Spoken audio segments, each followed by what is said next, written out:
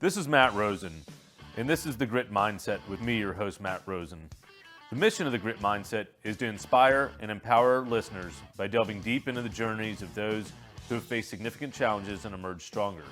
Through authentic conversations, we uncover the mindsets, strategies, and lessons that have propelled these individuals to overcome adversity and achieve success. My aim is to provide actionable insights and real-world advice to help our listeners cultivate their own grit and navigate their personal and professional lives with confidence and resilience. Hello, everyone. Welcome to the Grit Mindset with Matt Rosen. I'm your host, Matt Rosen. Excited to have you on the show today. I'll be joined by a special guest, Kent Taggart. Kent is a friend and part of the DFW IT Roundtable. We've had a few of the group members on. He runs a successful business called Mender. So, Kent, welcome to the show today. Thanks, Matt. I'm excited to be here. Hopefully I can add some value to your listeners. Well, yeah, as an entrepreneur, you know quite a bit about grit. You want to tell us just a little bit about yourself and some of your story? Sure. Yeah, so Kent Taggart, I run a business called Mender. We're an IT Asset Disposition company, which basically means all this IT equipment, desktops, laptops, servers, networking equipment. We're taking all of that at the end of its initial useful life. We're building programs to support large enterprise and data center clients. And we're getting all of that equipment, wiping hard drives, managing environmental compliance, and then remarketing or recycling that equipment. Awesome. So what got you inspired to become an entrepreneur? Can you tell us a little bit about your early life and kind of what got you down this path? Yeah, sure. So I grew up in the Bay Area in California. I'm the son of an entrepreneur and actually got into this industry because my father did this starting in 1980. And so, from the age of 13 or 14 or so, I started sort of rubbing myself up against life. I would say I wasn't following the path that my parents would have hoped that I was following. No. And when I was 16, I ended up getting sent to a wilderness program in Utah, middle of the winter, and we're in the High Plains Desert. And I was there for about 3 months, and in that process, I was making camp, breaking camp, cooking my own food over a fire, making fire with a bow drill set. That sounds pretty intense. It was definitely intense, and it was definitely way outside of my comfort zone.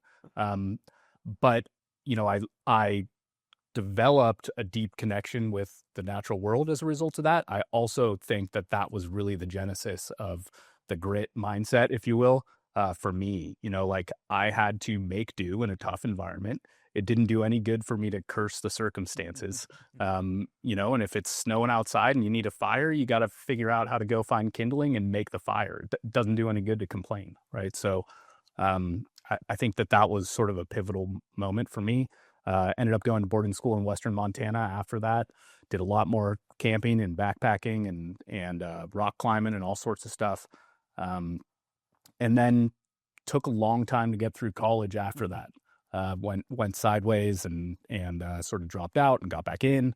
And ended up having to put myself through college and started a business in Los Angeles while I was in school that was feeding my dad's company, that electronics recycler that was up in Northern California. And I quickly found that there was all sorts of equipment that it didn't make sense to recycle. There was a lot more value in remarketing that equipment than in recycling it. And so as I graduated from school, I sold that business to my dad's company, which really wasn't a big transaction. It was more of a stable job and an opportunity to jump in and get involved. And, I would say the experience of working with my father was a really important stage of life for me. It's something that doesn't happen in our culture a whole lot anymore. It's something that, used to happen all the time, right? You would sort of be apprenticed to your father, or you'd grow up working on a farm or whatever the case may be. And so that experience of getting to see the way that my dad solved problems and interacted with other people, and all of that was really powerful, and I think brought my father and myself really close. So ultimately, that company went through a bankruptcy. There was some private equity investment a few years before I got involved, and you know, the business climate changed. There was a lot of reliance on a program out in California that was sort of government funded, and that the legislation changed there, and some key customers. And so ultimately, the debt was sold to a vulture fund, and they came to my dad and said, "Hey, we need you to sign the business over to us." So we went out and got outside counsel, had a lot of conversations, and determined that sort of the only path there outside of just signing the business over was to file a bankruptcy and attempt to become the debtors in possession and sort of bring it out. And unfortunately, that did not work. And so, 400 employees, 3 locations across the country, it all sort of got shuttered over the course of just a few months. A lot of tough phone calls, and, lots of long-term employees, and it was a really sad circumstance. That's really tough that you had to go through that, but awesome you got to work with your dad. What would you say some of the big takeaways you learned working with him? What was that like? Yeah, so I think I was working with him sort of later in his career, right? So I didn't get to see from a businessman standpoint how things looked early on, and I wish I had, and we certainly have a lot of conversations about that. But I would say, seeing how he supported the people inside of the company and sort of lifted them up and valued their insights, and he didn't try to be sort of the final decision maker on everything or the smartest guy in the room. He really took the approach of respecting and leveraging all of the great talent that he had around him. So I think that was definitely a key takeaway for me. So how's that experience with him, and also watching, the ultimate bankruptcy and demise of the business really help prepare you to kind of do your own thing, maybe in transition? Yeah. Great question. So as that bankruptcy happened, I stayed around for a little while after the bankruptcy was declared in order to try to figure out how to keep a going concern and keep people employed for as long as possible so that they could find their next gig. Ultimately, I went and worked for a competitor, helped them open up an operation down here in Dallas, and that's how I ended up here. And,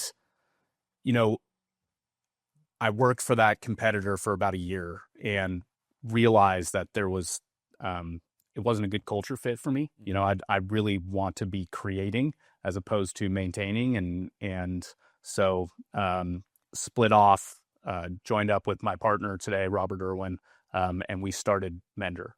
And, at that point we said, hey, we've got this opportunity to create this little corner of the earth in the way that we want it to look. And so we, came up with the brand, we developed the mission and the values and sort of kicked it off. And, that's been an amazing experience. I think it's been very hard. We bootstrapped the whole thing, and so it's, it hurt the pocketbook. But ultimately, it's been one of the best experiences of my life. Yeah, I imagine it takes a lot of grit to get something off the ground. And before we dive any further, I like to ask all our guests, what does grit mean to you, both personally and professionally? Yeah, so to me, it's sort of the intersection of passion and persistence. I think that in the absence of passion and purpose, just willpower usually isn't enough, and it certainly isn't enough at the point that you're bringing on employees and you're building something. So, when we talk about culture, we really focus on the mission and why we're doing what we're doing, to create alignment throughout the organization and to sort of reinforce why we need to work hard and why we need to come up with a new solution and all of that. And we've had a ton of success as a result of that. We've got, 0 turnover, great retention, and ultimately the culture is what allows us to attract great people and also attract great clients. Yeah, that's what it's all about. I know you're really passionate about the mission. I know you're also passionate about, wildlife and kind of giving back. Maybe spend a little time on what the mission is and how you get people inspired by it that come to work with you, and how you get your clients inspired as well. Yeah. So let me give like a little more detail on what the business does. Okay. There's this concept of the circular economy, and in the circular economy, the idea is that the world has finite resources. And so once we extract those resources, the goal is to keep those in play for as long as possible, right? In a linear economy, you would extract the resources, create a product, use it, and then it would become waste. Yeah. And so you want to connect that circle, keep it rolling. Makes sense. So inherently, our business is in that space, right? We're extending the life cycle of a device that's already been created or manufactured. And then we're also taking, in many instances, those assets that no longer have value for what they are, and we're working with downstream processors and such to liberate the resources that are inside of them, and then put those back into manufacturing. And we're talking old computers, servers, That's right. GPUs. Yeah, and anything that's IT related. Yeah, so for a consumer, it's your laptop, your tablet, your cell phone. For enterprise, which is really the sector that we're serving, enterprise and data center. It's networking equipment, servers, and then all of those, endpoint or consumer facing devices as well. So back to the question you asked, I think we have said, like, hey, our mission is not just to extend the life cycle of technology. Really, our mission is to mend the relationship between corporations and our natural world, right? So we are working with the enterprise to develop programs that extend the life cycle of those assets or reintroduce the resources back into a manufacturing stream. And we're also providing value recovery for those clients as well. So like if it's a good customer, we're actually sending them a check as opposed to a bill. They gotta like that. Yeah, it generally goes over well. But we're not the only ones doing that. So that's part of the model in our space. And it does depend on the flow of material and the age of it and all of that. So you're basically making sure all those old computers and laptops and things don't end up in a landfill, and they get recovered, get refurbished, sold to someone else, or get to be reused. That's right. Yeah, that's exactly what we do. And then, on the mission side, as you mentioned, we've pledged 5% of our profits to land and wildlife conservation, and we sort of have this thesis at Mender that the reason that we, humanity, are willing to exploit our Earth and destroy, beautiful natural environments is because we're not in communion with those environments. No longer are we living off of the land, living on it, and because we're not intrinsically engaged in how the seasons change and when different food sources are going to be available and what happens if you eliminate this part of that system. We don't care. What we're concerned with is convenience and consuming. And so we're saying that as we come up with where we are going to pledge those dollars on an annual basis, we're looking for groups that our employees and our clients can go out and engage with to reestablish that relationship with the natural world. What that does is it ensures that there's alignment between our people and our mission, and then it ensures that we're making decisions that are in line with what we're trying to achieve, and hopefully that creates some momentum and helps us expand our impact. Man, that's a great cause. Are there any particular charities or organizations you're particularly passionate about, or your teams are? Yeah. So this past year we started working with the Texas Parks and Wildlife Foundation, and that's sort of a broader foundation that works alongside the Texas Parks and Wildlife Division. And so beneath that, we're engaged with Stewards of the Wild, which is focused on sort of recruitment of conservation-minded individuals. The Texas Desert Bighorn Sheep Coalition, which that's a whole thing that we can get into. But there was a point just a few years ago where there were about 2,000 of those sheep in the state of Texas, and now we're down to about 500. Holy crap! Wow. That's the result of pneumonia, essentially, that's being passed to them from aoudad, and they're competing for resources with those aoudad, and the aoudad are invasive, and so they aren't succumbing to that pneumonia, but the desert bighorns are. So that's another area. Pollinators and prairies is another one, and we're also working with the Oklahoma Wildlife Conservation Foundation. That's sort of attached to our relationship with the state of Oklahoma. And then Tackle Tomorrow is not a conservation-based organization, but they are focused on literacy here in Dallas.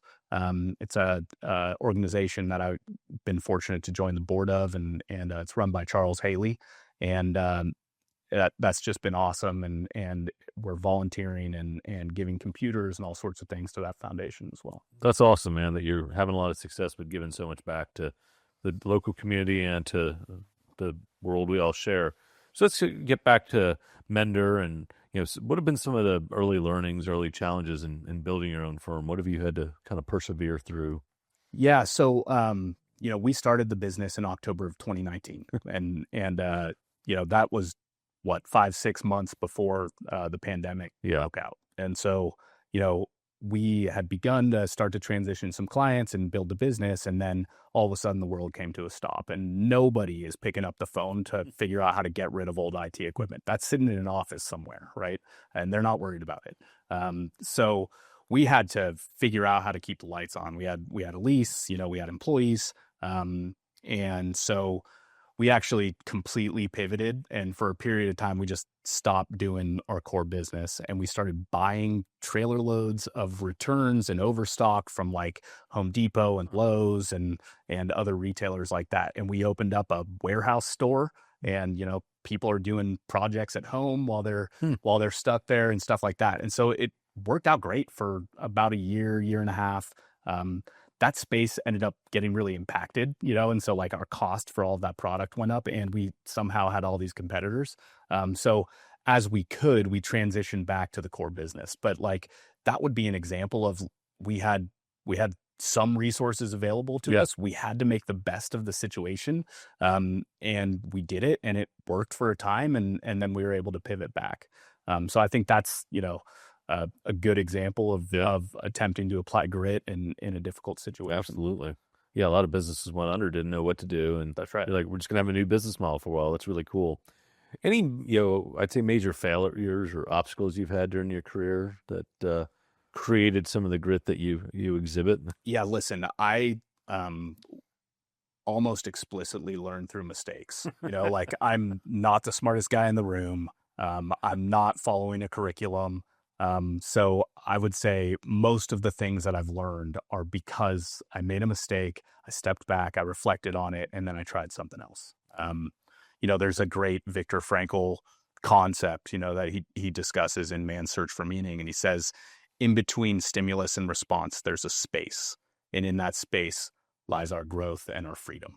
And I think that is like the most profound concept. And it's a message of hope, and so that's something I talk about a lot with friends and employees.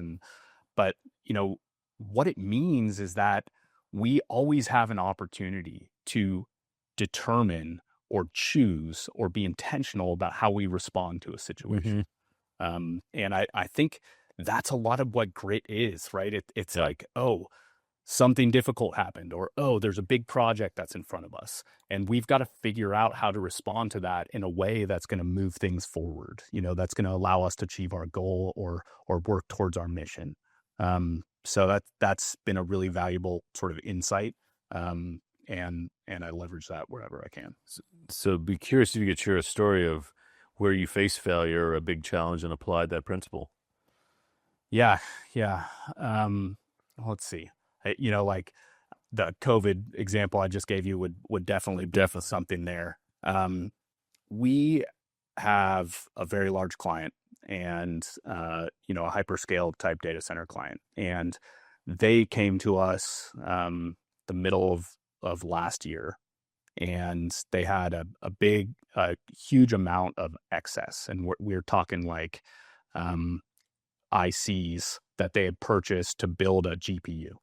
And it was going to be proprietary, but those ICs could be used in other applications. And so they came to us and said, hey, we've got this problem. We've got a huge cost on this, and we don't have an application for it, and we need to get rid of it. We can't really absorb a write-off. So what can you do for us, right?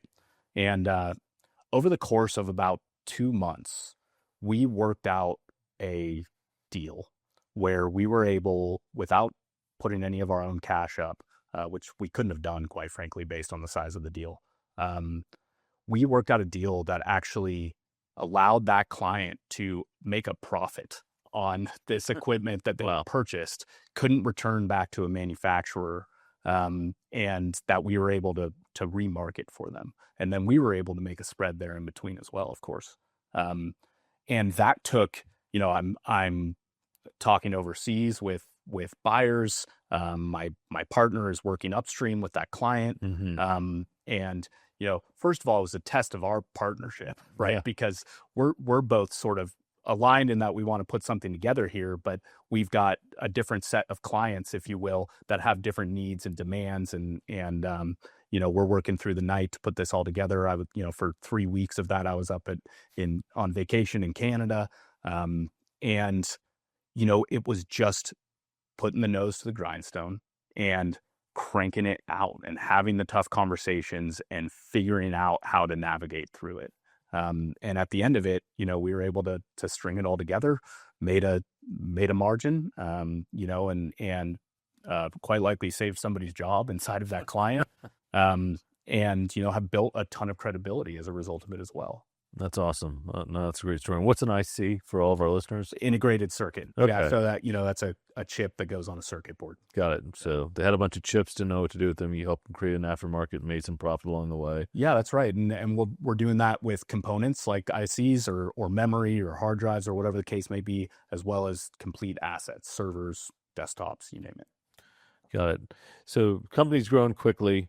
What are some of the things that you do, personally, just to keep your grit solid, to keep yourself in check? Any habits or things you can share with our listeners that help you stay sane as a CEO of a growing business? Yeah. Good question. One of the things that I've really leaned into over the last 3 or 4 years is building a network. Yeah. I think your DFW IT Roundtable that you've welcomed me into has been a great example of that, and sort of foundational. I'm in a CEO board group that meets once a month. They have the saying that it's lonely at the top. Yeah. And it's true. Like there are things that you're working through that you're reticent to share with your employees, for example, and sure, it's valuable to have a network of people that you can tap into that know you and at least generally understand your business, that you can be running these issues with and processing things with, and they become accountability partners and they become close friends. And that's just been huge. I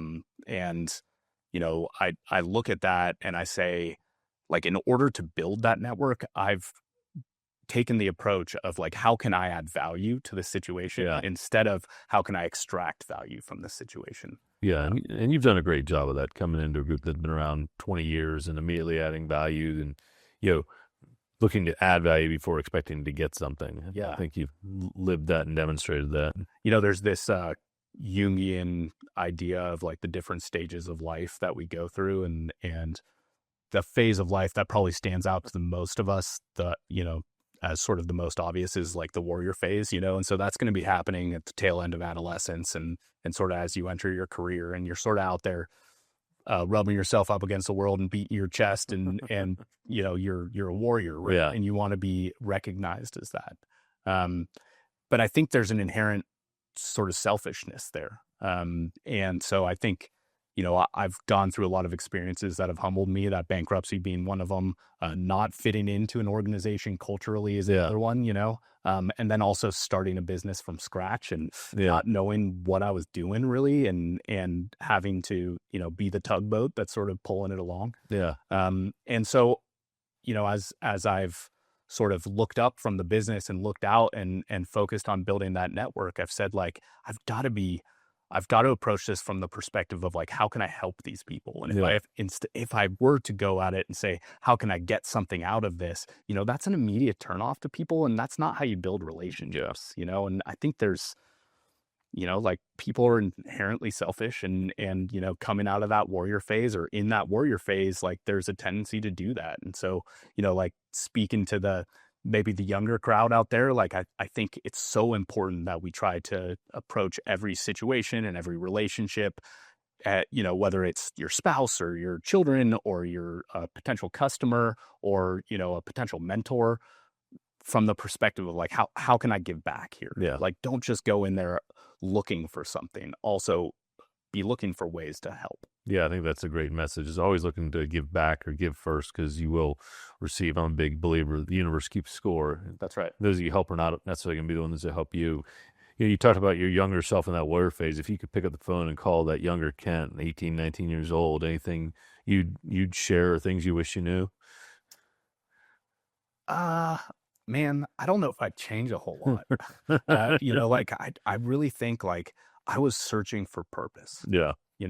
and I was doing it probably in a lot of the wrong ways, certainly from my parents' perspective. But I think I had to do it. Yeah. I had to go out there and put myself in tough situations and make mistakes. And I think, what's resulted from that is the ability to be self-reflective, and to recognize, when I'm doing something that isn't going to get me the desired outcome. Yeah. I've learned to grow as a result of that. And now I've got all this experience and these stories and the ability to empathize with others. And I can share that, and I use it, in leadership all the time. Yeah. I've found that authenticity is like one of the most powerful tools that we have at our disposal if we're able to tap into it. Totally agree. And that, I have the ability to use that in order to create connection. And so I'm learning to lean into that, and it's been amazing. That's awesome.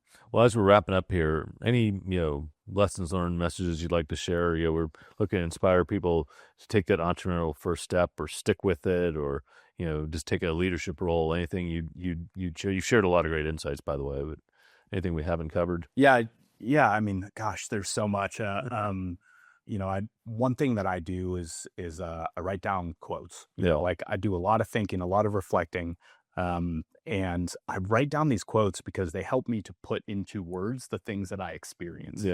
And like there's way more people out there that are better communicators than I am, or that are better able to connect thoughts and ideas and stuff. And what's happened is, and this is kind of fun with AI, but what's happened is that I've started to develop themes and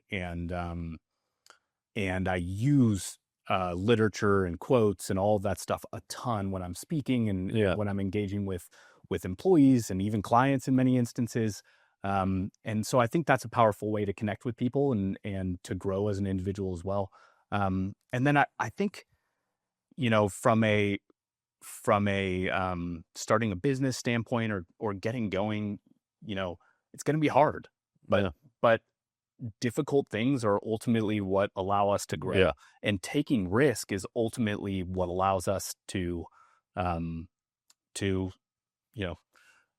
improve our lot in life and to have an impact on others and to grow. Yeah. If it was easy, everybody would do it. That's right. You got a favorite quote you want to share? Oh gosh. Put you on the spot. Yeah. So, I talked about creating value. And there's a quote that's attributed to Einstein, and he says, seek not to be a man of success, but a man of value. Look around you at how everybody wants to take more out than they put in. Yeah. And I just think like it's simple. Yeah. But it's so profound. And I think, if I try to incorporate that into the way that I parent, into the way that I interact with my spouse, my customers, my business partner, my employees, and I find that it takes practice, but the more you do it, the easier it becomes. Yeah. And it gains momentum, and I just feel so grateful for where I'm at in life. Don't know how I got here, because like I said, I made a ton of mistakes. But I feel this obligation to let other people know that there's hope, and there's opportunity out there. And like by doing the hard stuff and by reflecting and doing a better job next time, there's an opportunity for you to transcend what you your wildest dreams, whatever you thought you were capable of. Yeah, no, that's awesome. And one thing you mentioned was family. You just had your sixth child. How are you able to have this success and manage 6 children is beyond me. Well, my secret weapon is my wife. Yeah. Like she's high capacity. She's Yeah. amazingly supportive, Yeah. a natural nurturer, which, of course she's got to be for someone like me. And, so I think, listen, I learn and I grow by taking on more, Yeah. so our children are the greatest blessing I've ever received. Yeah. They have helped me to become a much better human being. I've learned patience and I've learned that I can't make promises that I don't intend to keep. And because they'll hold you to it. Yeah. But it's an amazing experience. And like, I hope that someday they're able to look back and say, like, I'm glad I was part of a big family, Yeah. and not, oh man, I really missed out because I was part of a big family. So we'll see. Time will tell. Yeah, and I'll come from a big family. It's a lot of fun. Well, it's been awesome, man. Any closing thoughts or things that we didn't cover you'd like to share before we wrap up here? No, I think you gave me plenty of opportunity to get on my soapbox, so I'll step down now. But I really appreciate you inviting me to be on. I've really appreciated your friendship and you sort of mentoring me through a lot of hard times and bringing me into the roundtable. That's, like I said, been foundational, and appreciate what you're doing here. I think you're putting a lot of good messages out there. Awesome, man. Well, a lot of inspiring messages. Thanks for sharing the coach. Thanks for sharing your story. Thanks for being on the show. For our listeners, Kent's a great guy. Tag him in the post. Feel free to reach out to either one of us. Thanks for tuning in on this session of The Grit Mindset with Matt Rosen. Thanks, Kent, for being our guest. And to all those out there, stay gritty.